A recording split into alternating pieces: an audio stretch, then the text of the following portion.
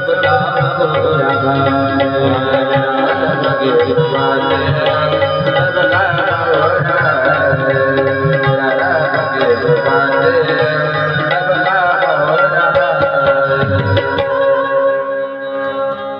करते हो तुम कन्हैया करते हो तुम कन्हैया मेरा नाम हो रहा है मेरा आपकी कृपा से सब काम हो रहा है।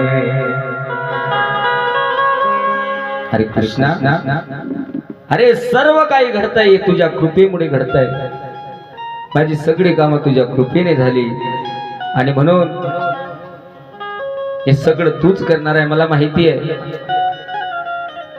हे सर्व तूच करत होतास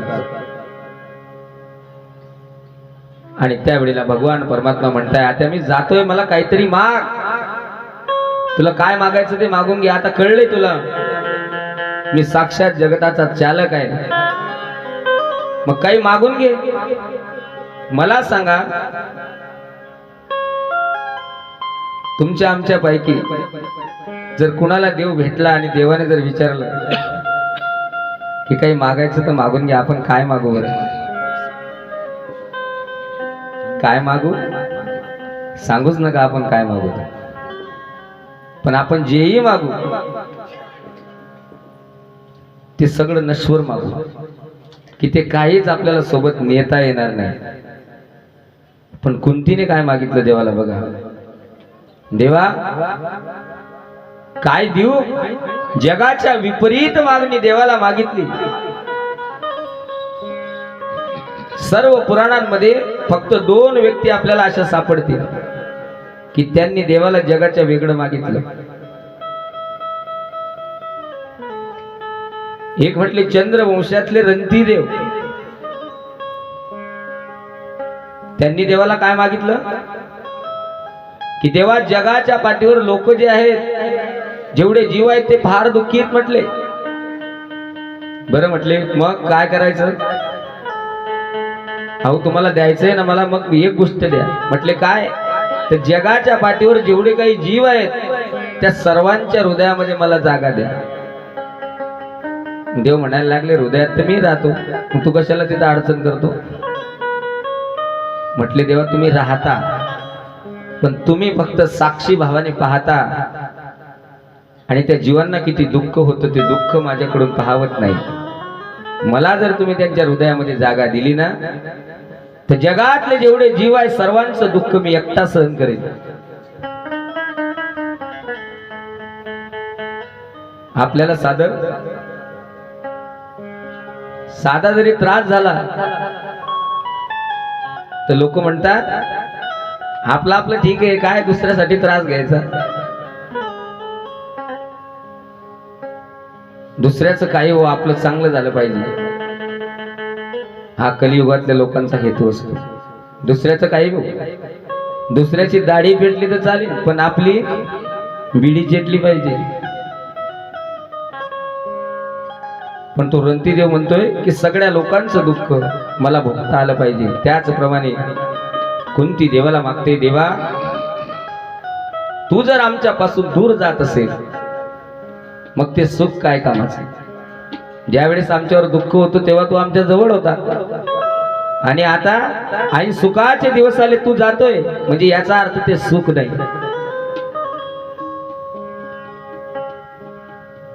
की सुख कोणतं संपत्ती कोणती आहे की तू जर आमच्या जवळ राहतो तर ती आमच्यासाठी संपत्ती आहे आणि जर का आमच्यापासून तू दूर जातोय तर बाप होती आपल्यासाठी विपत्ती आहे म्हणून खरा श्रीमंत तो आहे खरा सुखी तो आहे की ज्याला प्रत्येक क्षणाला भगवंताची आठवण राहते तुका म्हणे राहे आठवण चित्ती ते म्या विपत्ती गोड देवा ते मज विपत्ती गोड देवा देवा तुझी जर आठवण माझ्या चित्तात राहत असेल तर माझ्या जीवनामध्ये कितीही विपत्ती येऊ अरे देवा ती माझ्यासाठी गोड आहे दुख में सुमिरन सब करे, दुख में करे रखो, दुख में सुमिरन सब करे, दुख में करे रखो, दुख में सुमिरन दुख काए दुख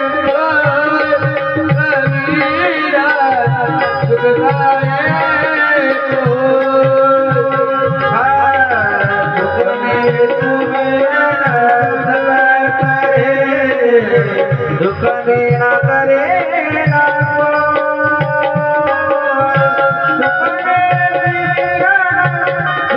में जो करे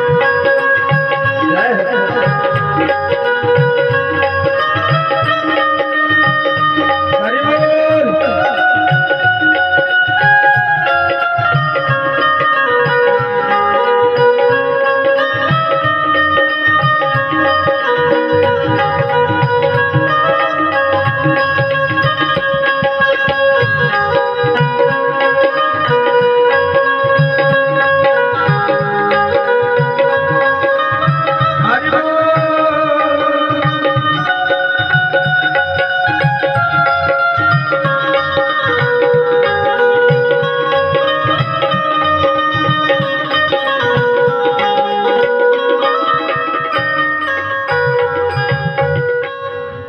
दुख में सुमिरन सब करे, सुख में करे न को, जो सुख में सुमिरन करे, तो दुख कागे को होय कबीरा, दुख कागे को हो। तुका म्हणे रागे आठवण चित्ती, ते म्या विपत्ती गोड देवा. अरे देवा, तुझे भक्त असतील ते स्वार्थी, की ते फक्त दुःख आल्यानंतर तुझं नाव घेत असतील, पण मला खऱ्या अर्थाने माझ्यावर दुःख ज्या वेळेला होतं त्यावेळेला तुझं नामस्मरण घडत होतं, आणि आता तू आमच्यापासून दूर जातोय, मग मला त्या सुखाची गरज नाही.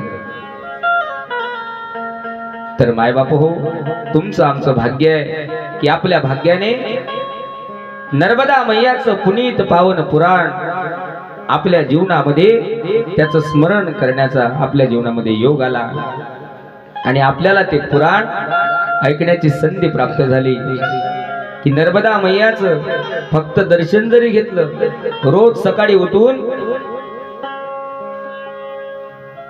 आपण गंगेचं नाव घेतो, आंघोळ करताना नर्मदेचं नाव घेतलं तर हजारो जन्माची पाप आपली नष्ट होतात, आपले दोष त्या ठिकाणी जातात, आणि नर्मदेच्या जलामध्ये स्नान करायला न जाता आपल्याला घरीच नर्मदेचं स्नान घडतं. नर्मदे हर नर्मदे हर, कारण तीर्थ हे देवादिकांच्या पदस्पर्शाने पुनीत पावन झालेले असतात, आणि नर्मदा तर साक्षात भगवान शंकराचं स्वरूप आहे की तिच्या श्रेष्ठतेचं काय वर्णन करावं. सबिंदू सिंधू सुस्खलत तरंग भंग रंजितम, बिंदू पासून सिंधू पर्यंत सर्वच्या सर्व नर्मदा मैया पवित्र आहे, की अनेक जपी तपी संन्यासी जीव जंतू जलचर थलचर नभचर सर्वच्या सर्व तिच्या सहवासाने पुनीत पावन होतात, आपलं पाप धुवून टाकतात, आपल्या जीवनाचा उद्धार करतात. या जगाच्या पाठीवर जेवढ्याही काही नद्या आहेत,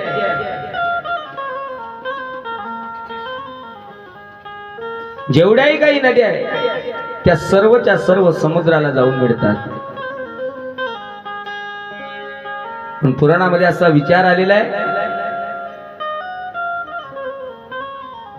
की जो काही समुद्र आहे त्या समुद्राला अभिमान झाला म्हटलं. समुद्राला अभिमान झाला की माझ्यामध्ये सर्व नद्या येतात, सर्व नद्या मला येऊन मिळतात, मी सर्व नद्यांचा स्वामी आहे. या जगाच्या पाठीवर जेवढे काही नद्या जेवढ्या सरिता आहे, तुका म्हणे गंगा सागर संगमी अवघ्या झाल्या उर्मी एकमय. तर जेवढ्याही काही नद्या जेवढ्या सरिता आहे सर्व त्या सागराला जाऊन मिळतात. तर त्याला अभिमान झाला आणि मग तो स्वतःला अभिमानी समजायला लागला. तर नर्मदा मैयाने विचार केला की या सागराला अभिमान झालाय म्हटले, याला अहंकार झाला, सगळ्या नद्या त्याला जाऊन मिळायच्या. पण बाप हो, नर्मदा मैया एक अशी नदी आहे की ती विचार करायला लागली की या सागराला जाऊन मिळण्यापेक्षा मी माझा रस्ता बदलवतो. तर नर्मदेने रस्ता बदलवला आणि मग त्या सागराला कळालं की सगळ्या नद्या आल्या पण नर्मदा आली नाही. मग त्याला विशेष वाटायला लागलं, मनामध्ये विचार करू लागला की ही का आली नाही, नर्मदा मैया का आली नाही, नर्मदा नदी का आली नाही. मग ती आपल्यापेक्षा श्रेष्ठ झाली. आणि त्यावेळेला मायबापू हो, समुद्र कधी त्याची सीमा ओलांडत नाही, पण हळूहळू लांबत लांबत लांबत ज्या ठिकाणी नर्मदा मैयाने आपला प्रवाह बदलवलेला होता त्या ठिकाणी तो समुद्र स्वतः जाऊन नर्मदा मैयाला मिळाला. बोली नर्मदा मैया की जय. तर सज्जनांनो, समुद्र मुळात कसा आहे की त्याच्याजवळ आहे, भरपूर आहे त्याच्याजवळ. समुद्राजवळ किती पाणी आहे, समुद्राची खोली आपण मोजू शकत नाही, सांगू शकत नाही. पण एवढं असून काय उपयोग आहे की त्या ठिकाणी जाऊन माणसाचे तहान भागत नाही. कारण समुद्राचं पाणी कसं आहे, खारट आहे. मग त्याचा कुणाला उपयोग आहे का, नाही. आणि नद्यांचं पाणी कसं आहे, गोड आहे, की तिच्या रस्त्याने जेवढेही काही जीव जंतू जड चेतन अचेतन सर्वांना ती तृप्त करत असते. तर त्या ठिकाणी नर्मदा मैयाची किती असीम कृपा म्हणावी समुद्रावरती की नर्मदा मैया विचार करायला लागली की काही जरी झालं तरी हा समुद्र माझ्या समोर नम्र झाला. नर्मदा मैयाचं त्याने दर्शन घेतलं, म्हणायला लागला की तुम्ही माझ्याजवळ का आला नाही. नर्मदा मैयाने सांगितलं तुला अभिमान झाला. आणि त्याचा अभिमान पूर्णपणे नर्मदा मैयाने घालवला. आणि ज्या वेळेला नर्मदेला तो शरण आला, स्वतः तिच्याजवळ गेला, तर त्या ठिकाणी नर्मदा मैया समुद्राला मिळाली आहे.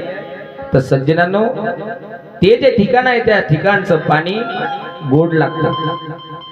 सर्व समुद्राचं पाणी खारट आहे की ते तोंडात घेऊ वाटत नाही. पण ज्या ठिकाणी नर्मदा मैया त्या सागराला मिळाली त्या सागराचं पाणी गोड लागतं. त्याला नाव पडलंय मिठी तलैया. जे परिक्रमा करणारे भाविक भक्त आहे त्यांना या सर्व तीर्थांचं दर्शन घडतं की ते सर्व जीवांचा पाप ताप घालवतात.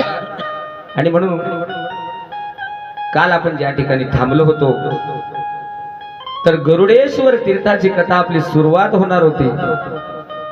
तेवढ्यात त्या डॉक्टर ताई आल्या आणि तेव्हा आपली कथा थांबली होती.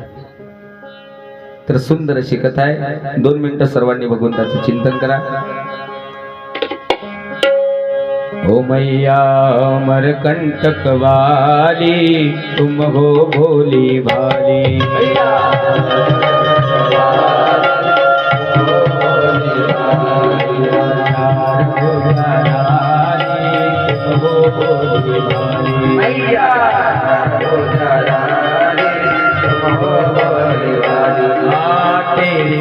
गाते गए साधु बजा बजा ताली. गाते गए साधु बजा बजा ताली. गाते गए साधु साधु बजा बजा रे साधु बजा बजा भैया मरकंटवारे हो भैया हजार भुजारे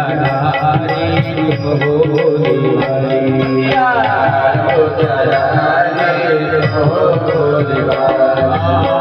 मगर पर की सवारी हाथ कमल का फूल मगर की सवारी हाथ कमल का बुरे मगर पर की सवारी हाथ कमल का फूल बुरी मगर की सवारी हाथ कमल का सबको देती रिद्धि सिद्धि हमें गई क्यों भूल सबको देती रिद्धि सिद्धि हमें गई क्यों भैया चार भुजाधारी तुमको भोली भारी भैया चार भुजाधारी तुमको भोली भारी कंठ तुम्हारे तुमको भोली भारी